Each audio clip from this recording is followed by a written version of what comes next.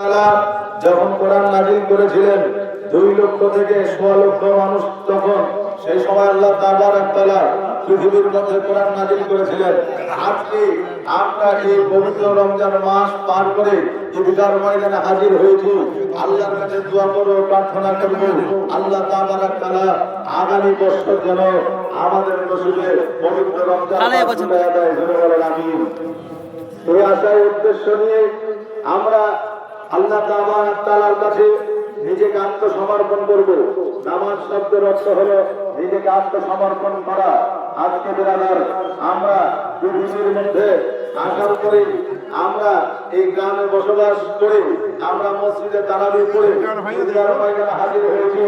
আজকে আমরা সুন্দর সুশৃঙ্খলা বজায় রেখে আমরা এই পবিত্র ঈদগাহ ময়দানে নামাজ আদায় করতে পারছি। বিরাদার আজকে আমাদের এই এলাকার আমাদের এই ঈদগাহার কত যুবক ছেলেরা বাইরে থেকে এসে ঈদগাহার মাঠে উপস্থিত হয়েছে। যদিও এই ঈদগাহ ময়দানে